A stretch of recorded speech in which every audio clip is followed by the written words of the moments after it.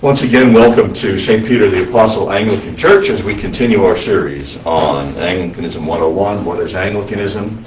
Today we're going to look at some of the issues that were involved in Luther's posting of the 95 Theses and a few key figures in the Reformation.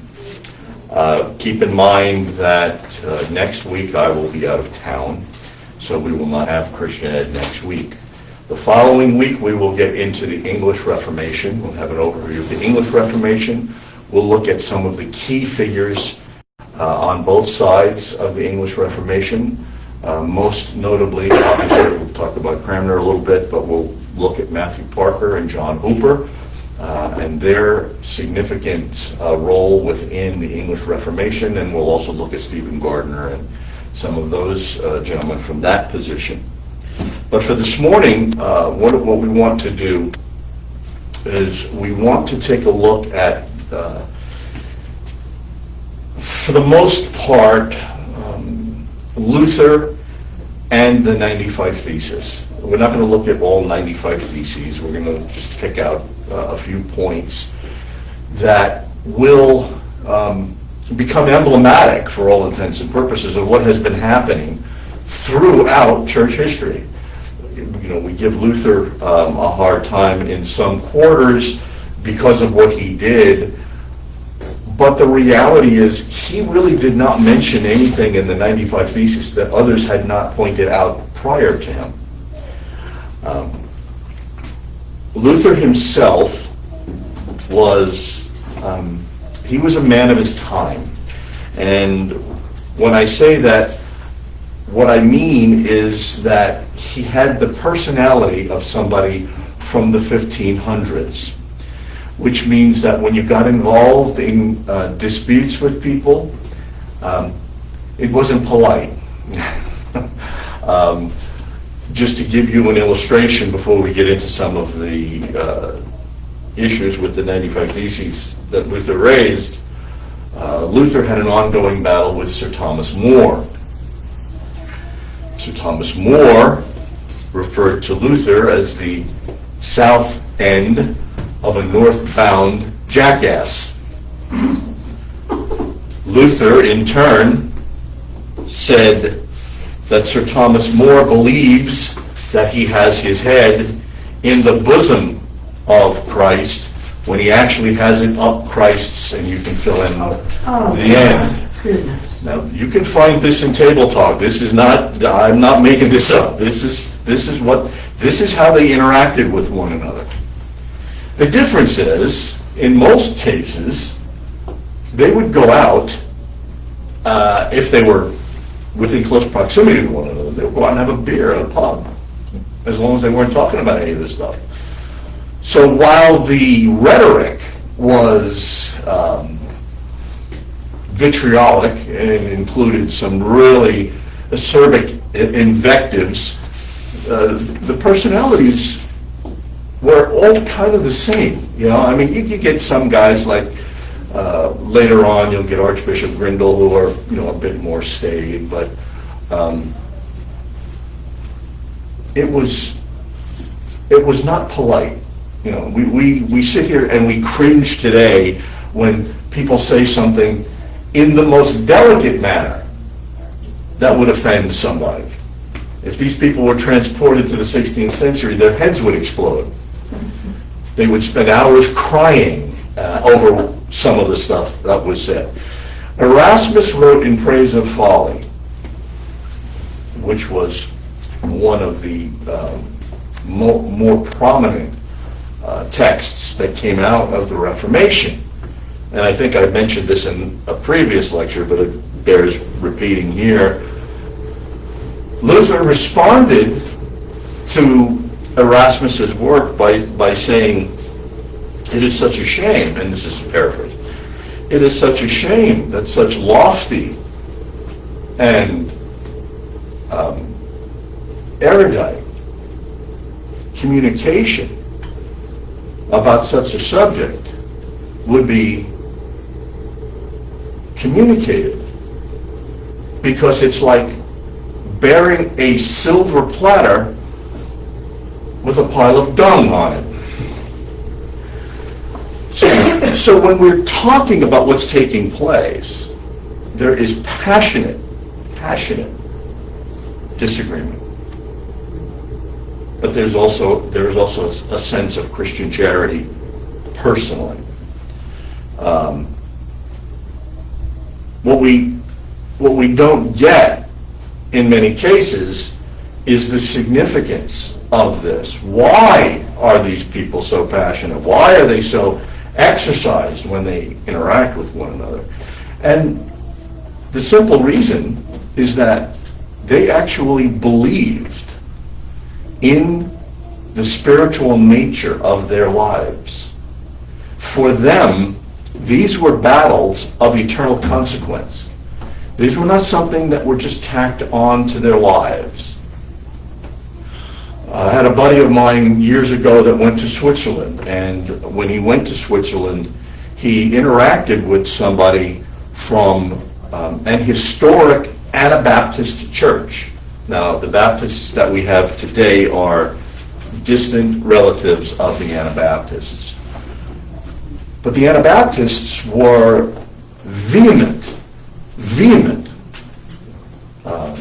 adversaries of Zwingli and the burgeoning Reformed position in Switzerland. And in the conversation with this gentleman at dinner,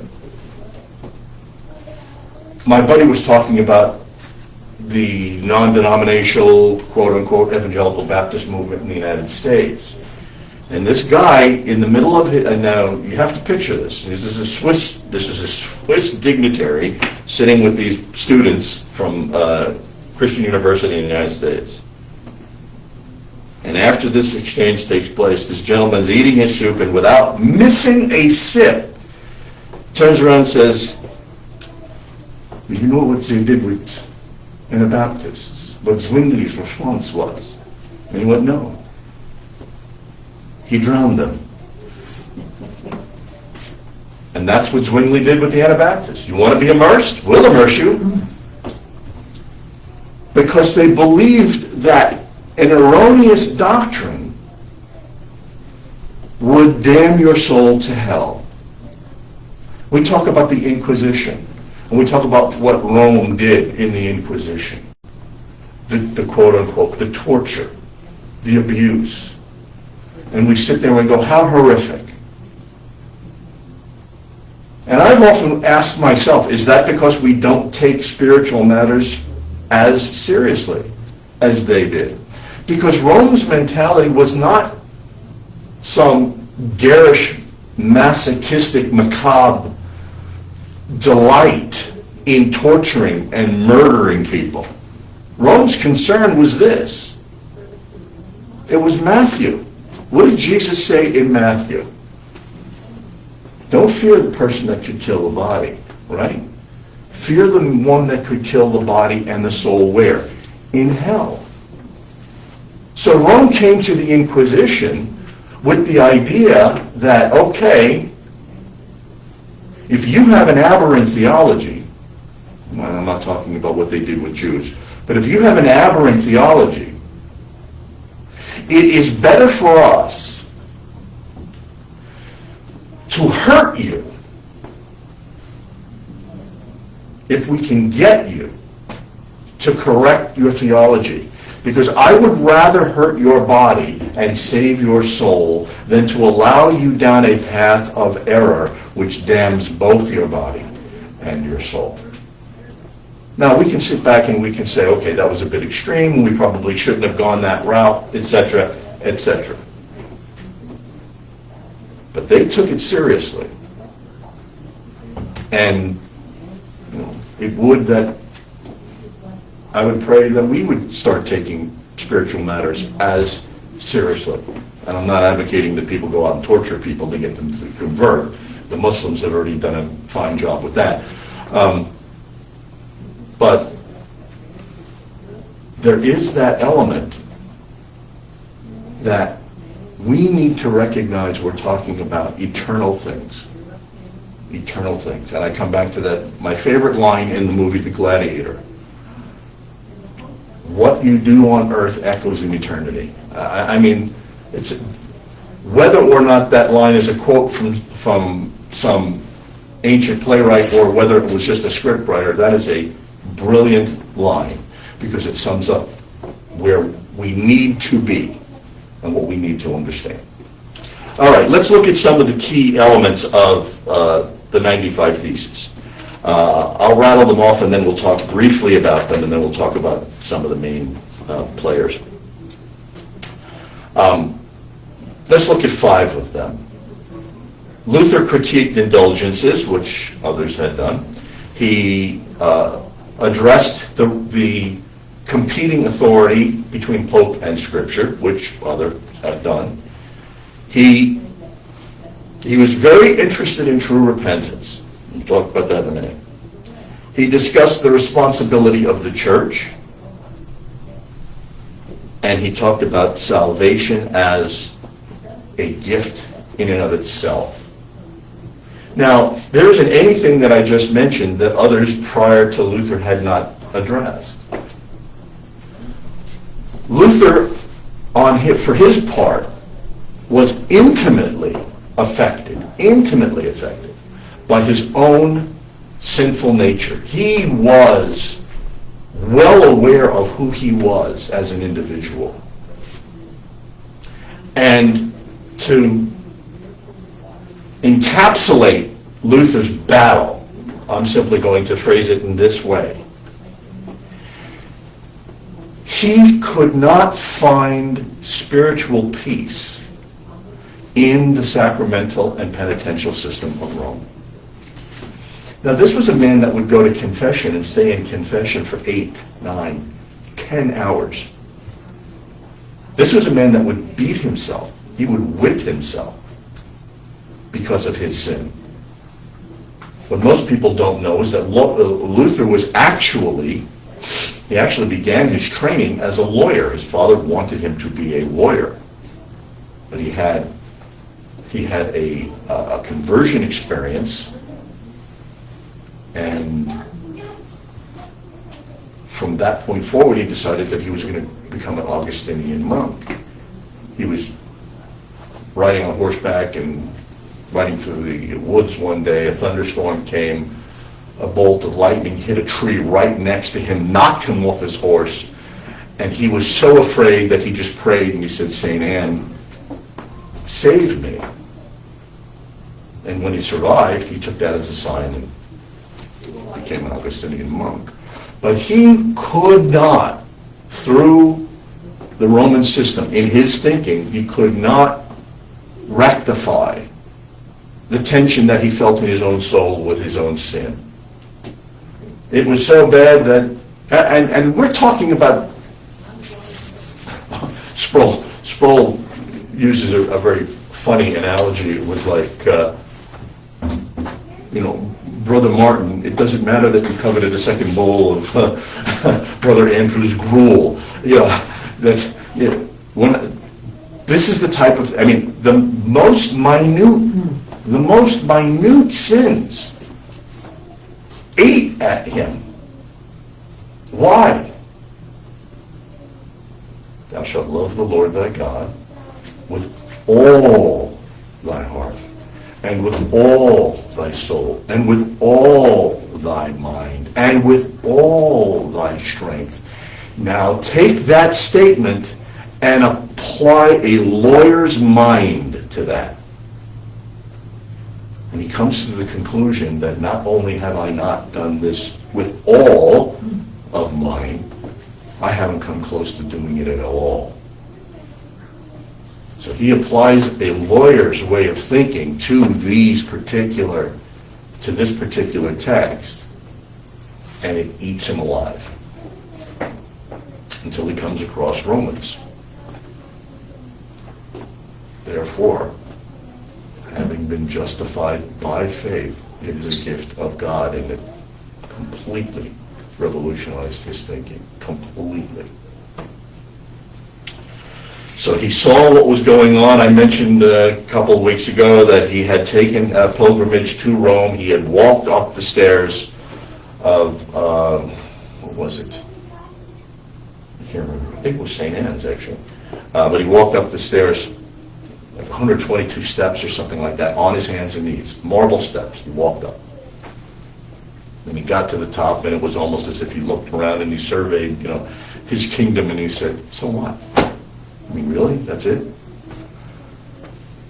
And Tetzel's running around the countryside collecting money by selling indulgences to build St. Peter's. And Luther's critique of that, amongst others, was that it gave people the false sense of security about their salvation. It made salvation, in Luther's thinking, a commercial or economic transaction. Here's 2 pennies and I'm out of purgatory, or somebody in my family is out of purgatory. So for him, his opposition was that salvation or forgiveness or righteousness could be purchased. Let me read, since it bears Thesis 21 of his 95. Therefore, those preachers of indulgences are in error who say that by the Pope's indulgences a man is freed from every penalty and therefore saved. So you can see he goes right to the heart of the matter. Now, I've mentioned this before, and I'll mention it again. Luther posted the 95 Theses in Latin. They were not posted in the common language. They were posted on the door of Wittenberg, which, as we talked about, was kind of like a community bulletin board. Because he wanted to engage the scholars, and that's why he wrote it in Latin. Latin was the language of scholars at the time. Well, some enterprising students took it down. They translated it into German, and of course, this was the period of time when we had Gutenberg's printing press. And because of the students' energy, you got the 95 Theses in German, and it caught like wildfire. Because remember, we also had the economic problems, poverty taking place going on at this time. The second thing we want to look at, he emphasized the Bible and not the Pope as the ultimate authority. And again, these are things that others have addressed. He believed that the Pope had no power over purgatory whatsoever. And this has led some people to argue that Luther actually retained the doctrine of purgatory. Which, if you look at his theology, he probably didn't. But in this case, there really was no clear, at least at this point, no clear demarcation. His third point is he believed that forgiveness and salvation, true repentance, come through faith, not through external actions like purchasing indulgences. And if you look at the 95 Theses, indulgences take up a good bit, they occupy a good bit of his critique.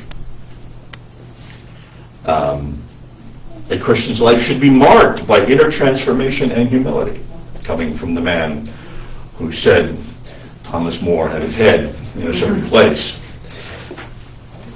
Nobody said he was perfect. Then he also talked about the responsibility of the church. Again, a very common theme prior to the Reformation. The church should use its wealth to help the needy, not to build cathedrals like St. Peter's Basilica. Now, it would be at this point where I would kind of caution our good brother Martin, because one of the elements, and we've talked about this, one of the elements of worship is the representation of heaven on earth. And the closer we can get to that, I believe, the greater our existential reaction to worship would be. So, to quote a modern phrase, waste, fraud, and abuse, yeah, we don't want that. but we don't want to minimize what our parishes look like or basilicas look like simply because we have a concern for financial needs. It should be a both and rather than an either or. We can make our sanctuary beautiful, and our responsibility to take care of the poor should still be in order. And he said that the preaching of the gospel should focus on the gospel and the caring for souls, not as an attempt to engender financial support. And in other words, don't become a prosperity gospel preacher. I mean, that's what it is. And the last thing we want to look at is, for Luther, salvation is not something that is earned in any sense. It cannot be bought by any amount of money, but it is a gift from God and God alone, and it is received through faith. And again, not something that is completely outlandish to the church. This is a battle that's been going on. What you have in Luther, however, is you have an individual who had such charisma with his students and was such a prominent personality. He was such an imposing figure that it was almost as if his persona took over and drove all of this.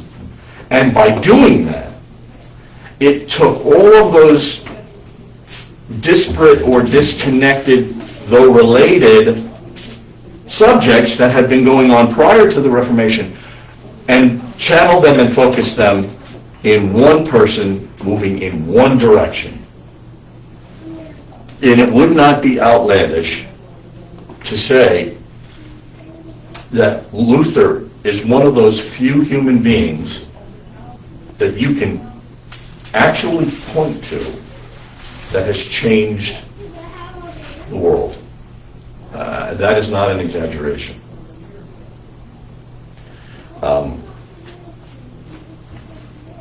Luther, it is said, Luther hatched the egg that Erasmus laid.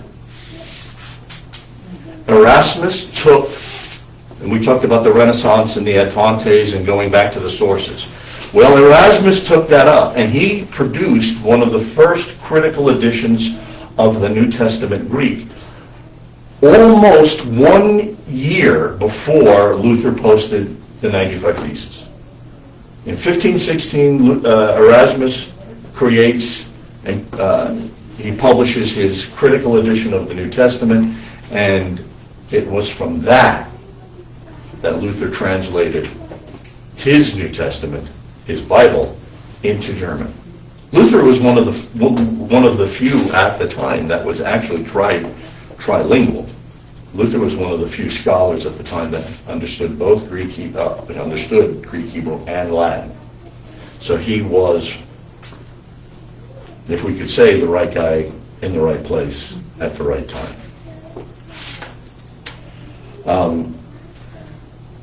Okay. Very good.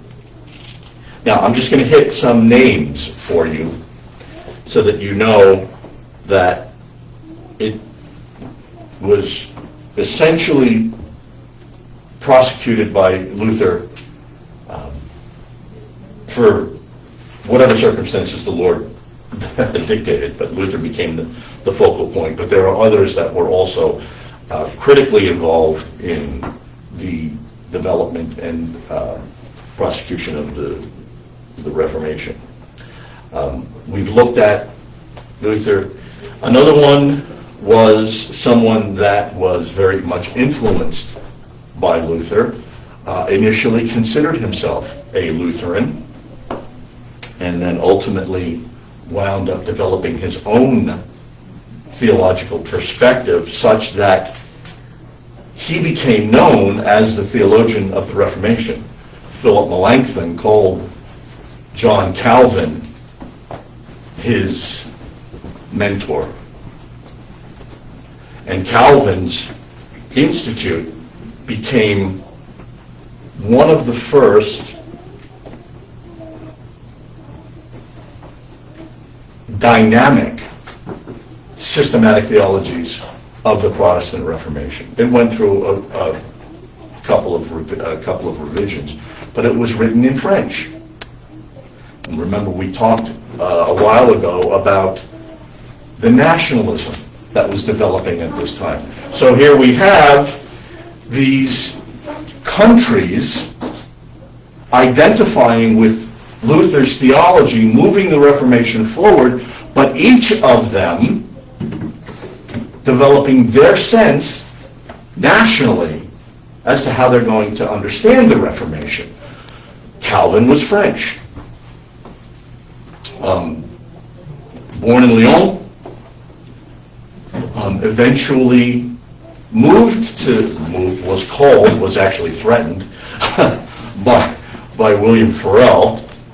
You know, if you don't come here, you're violating God's Holy Spirit, and therefore you're going to pay the ultimate consequences. And Calvin wasn't a provocateur. Calvin was he was a very frail human being. He had probably one of the most severe cases of kidney stones of the time, and his doctor, you're going to love this, his doctor told him, well, if you want to really, makes you think of socialized medicine every time I think about this. If you really want to treat those kidney stones, what you need to do is get on your horse and gallop through the countryside for the day. Yeah, he wasn't laughing. But that's how he was told. He really had a very difficult life physically, but he was brilliant. He was one of the first men to sit down and systematically go through every single book of the Bible and create a commentary, with the exception of one book. There was one book that Calvin refused to comment on. Anybody know what it is? Revelation. Book of Revelation. You know why? Can make sense of it. No, that's not why. Calvin's argument was the book of Revelation is not only the consummation, but it's the summation of all of God's revelation. So in order to be able to understand the book of Revelation and interpret it properly, you have to understand all of God's revelation. And he said, I don't. So he was not only brilliant, but he was self-aware, and he was humble.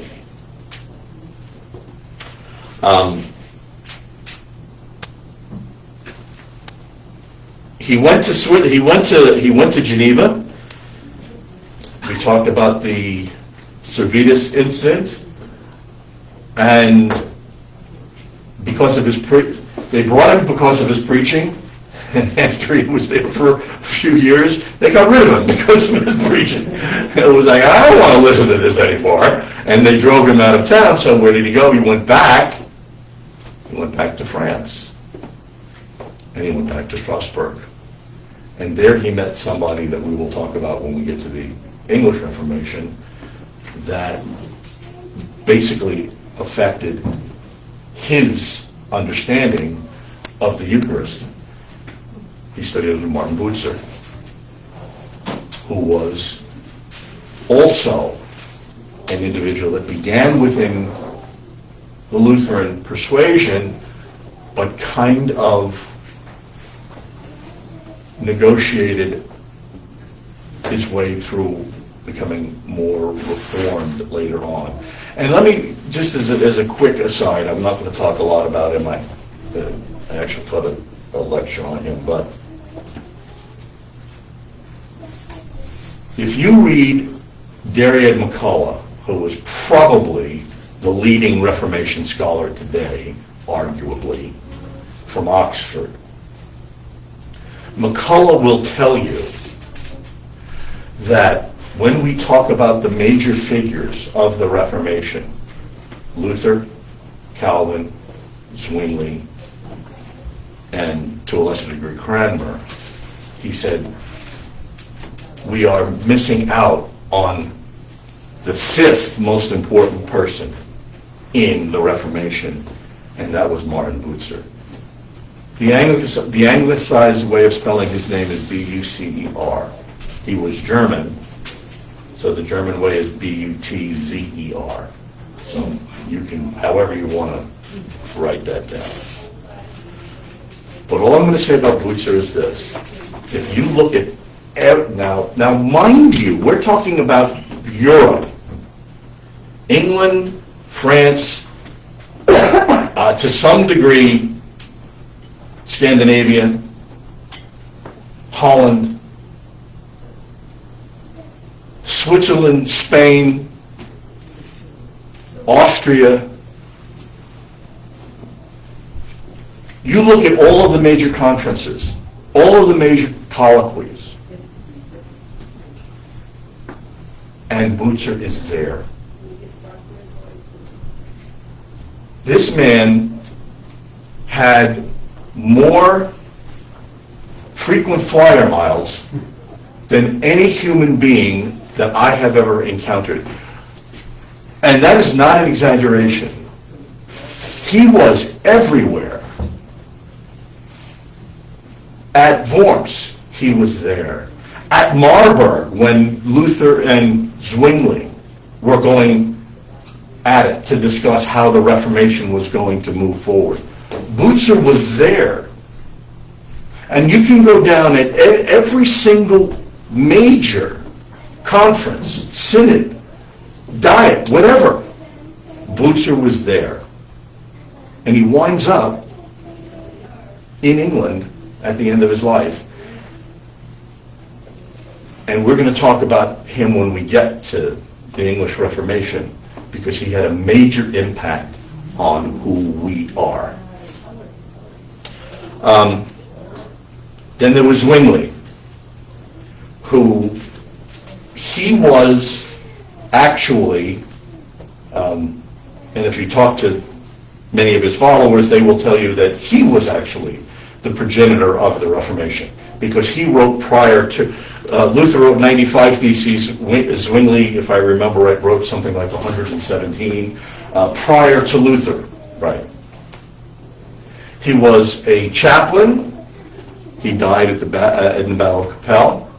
He was killed because he took up arms, and he vehemently rejected transubstantiation. And there is an academic question as to whether or not he actually adhered to what we call a spiritual understanding of the Eucharist. Modern evangelicalism calls them ordinances. They call them, it essentially comes out to they're just being empty symbols. W.P. Stevens wrote a very compelling work on Zwingli, arguing that Zwingli's understanding of what it was to be a symbol is very nuanced, and it isn't what we just blanket understand symbols to be. For instance, Calvin had arguments with both Rome and with Lutheranism when it came to the nature of the sacraments. When he talked to Rome, he talked about them being symbols. But when he talked to the Lutherans, he talked about them being sacraments. So what you have to appreciate at the time is who the audience is as to how these terms are used. And that's one of Stevens' arguments in reference to Zwingli. When you look at him talking about symbol, symbol, symbol, symbol, who's he talking to? Well, he's arguing against transubstantiation. Now, I'm not making a case here that Zwingli was not a Zwinglian, but I'm just saying there is enough substantial scholarship to give the guy the benefit of the doubt. Much like anybody within church history. Was Nestorius really a Nestorian? You know, I know scholars that will blame his followers and say Nestorius didn't really teach that. But we'll leave that for another time. The other guy that drives most of us crazy, unless you're Scottish, was John Knox. Knox primarily was the influence in bringing Calvin's thinking to Scotland, and for all of what Knox wrote, and Knox was a very passionate, a very solid pastor. He was the founder of the Presbyterian Scotch Church. But he is essentially noted he is essentially noted for calling Queen Mary every derogatory name that you can think of, and probably some that he created on the fly. He did not like Mary. He called her a whore. He called her every name in the book. She doesn't deserve to be queen. I mean, it was cringeworthy, the interaction between them. And Mary, for her part, wanted to kill him as quickly as she possibly could. I don't think she ever did really get her desire, though. Now, there's one more important figure, and that's Cranmer, but we'll get to him when I talk about the English Reformation. I want to name just a couple of people from the Roman side. There are two sides to every story. The first one, then again, these are just, I'm just randomly throwing out names because there are so many. In the heart of the Counter-Reformation, we can bring up Robert Bellarmine, who is just a powerhouse Roman theologian. But for our purposes right here, I'm just going to give you a couple. Ignatius of Loyola. Anybody know what he's all about? Jesuits. He founded the Jesuits. He founded the Society of Jesus. One of the most academically strident representations of Rome. You go to Fordham, which is still to this day a Jesuit school, and you will get an education that will last you a lifetime. They don't play. The Dominicans also were of that ilk. I have one of our professors, Bob Godfrey, has said on more than one occasion that it's important to engage one another with our differences. He said, but when you encounter Jesuits, be careful, because they are sharp. They know their stuff. And he helped. He revived education within Catholicism. He revived missionary work within Catholicism, and was very instrumental, which makes sense, in reviving spiritual discipline within Rome. Very important figure for Rome during the time of the Reformation. And the second most important figure, and I'm going to stop here, I've got a couple of others, but I'll just stop here, was Pope Paul III. And we normally don't talk about Paul, we don't talk about the papal influence, because we get wrapped up in the theological squabbles. But Paul is famous for the most significant, I'll say modern council prior to Vatican I and II. And he was the one that called the Council of Trent.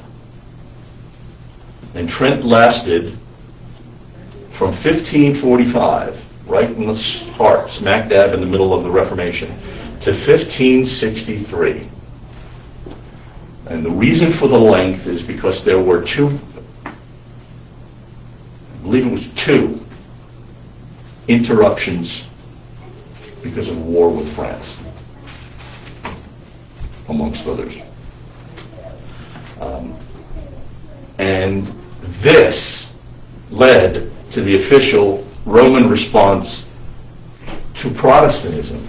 Now, I want you to keep this in mind, and this is often not brought up in this discussion. Some of the concerns that were raised by Luther and the Protestants were attended by the Council of Trent and were implemented. And Protestants were present at the Council of Trent. They weren't allowed to vote, they weren't allowed to participate, but they were invited to sit and listen. Trent took very seriously a lot of what the Protestants were complaining about. And they did implement some notable changes. Not the changes that were at the heart of the Reformation, but they were peripheral changes. And in essence, that set the stage for virtually every future meeting, whether it's Vatican I, Vatican II, of Rome, because that's exactly what happened with Vatican I and Vatican II. Minimal, major, with the exception of Vatican I and infallibility and all of that. But when you look at Vatican II, when everybody talks about Vatican II and the complaints about Vatican II, and there are complaints, and I won't get into those. But the bottom line was, they only changed the fringes. What did Vatican II really change? Well, it allowed the Mass to be translated from Latin to English. What theological trauma did that cause? Really none. They allowed guitars to come into church. They're the problem. Forget evangelicals. It was Rome that that's what they did. You look at the main sessions of Vatican II, just as an example. And at every single major theological point, they simply repeated Trent. Count the Catholic Catechism that came out in what, 2000? Guess what that did? Modified some language, changed some attire maybe, and confirmed every single major doctrine of Trent. If you want to know what Rome teaches, you want to have an absolute, firm understanding of Roman theology, read Trent. Rome has not and probably will never deviate from the Council of Trent. So, I'm going to stop there. Next week, not next week, but the week after, we'll talk about the English, we'll get into an overview of the English Reformation, and then we'll talk about some of the main players after that. Questions? So I know some of the Lutheran churches have differed on their position on the apostolic episcopacy, like the Scandinavians. I think they're more traditionalist on that. What was Luther's actual position on that question? Excuse me.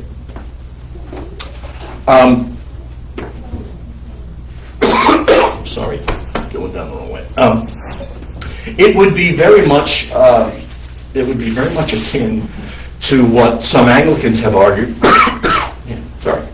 What Anglicans have argued is that apostolic succession is a historical doctrine rather than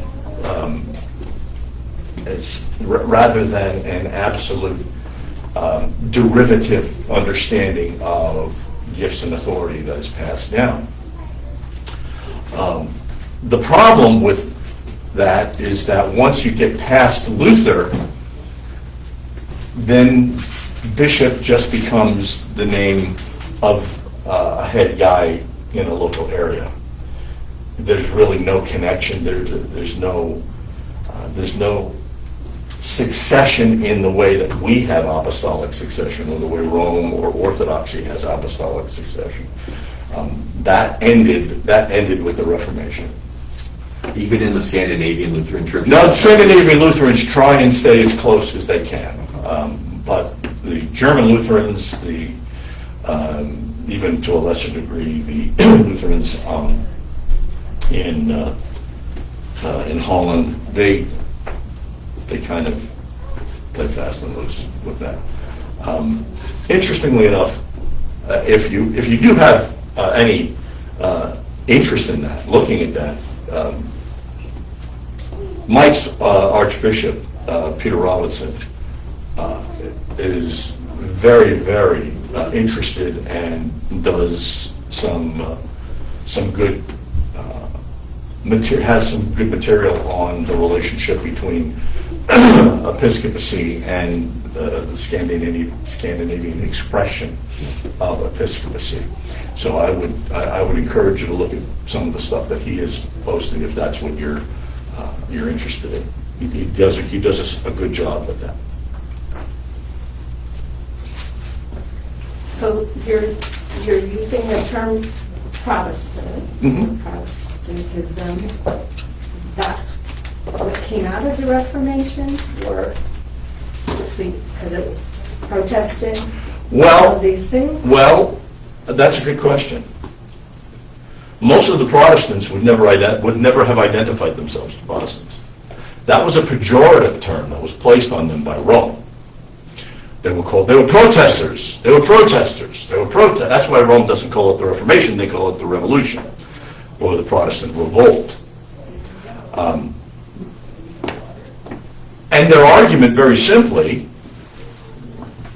it's up to you to determine whether this is accurate, but their argument, very simply, is that we're not sitting here espousing something new. We're not presenting doctrines that we have created whole cloth out of nothing.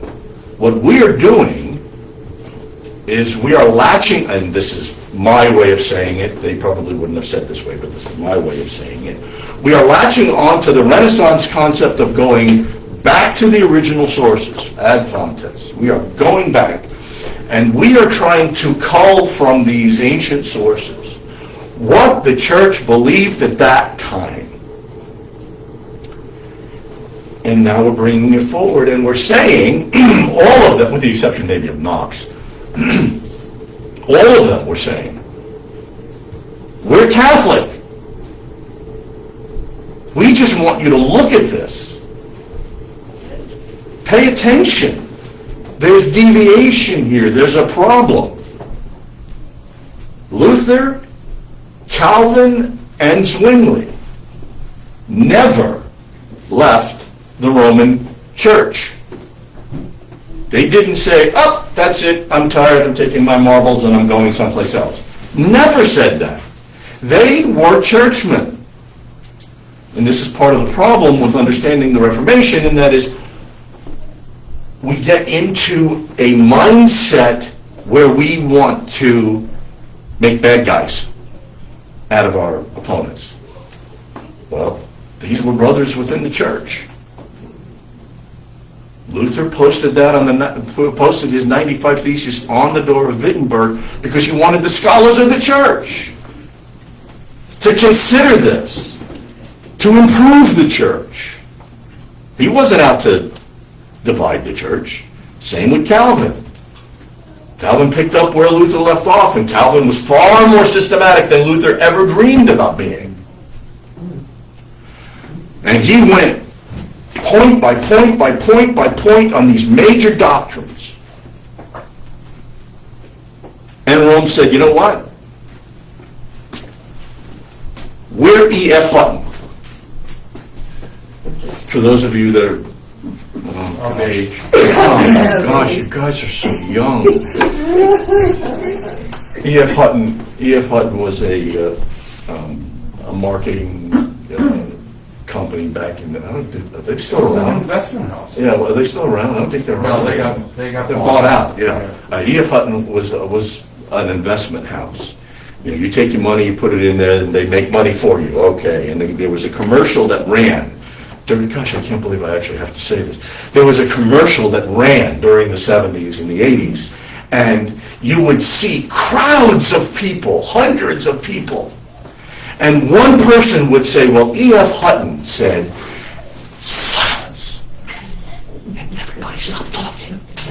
Because when E.F. Hutton speaks, everybody listens. Remember? That was the commercial.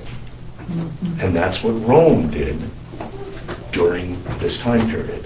When Calvin and Luther and Zwingli and others were raising these issues, they just turned around and said, we're E.F. Hutton. We talk, you shut up, you listen. And then they kicked them out. You're done. Goodbye.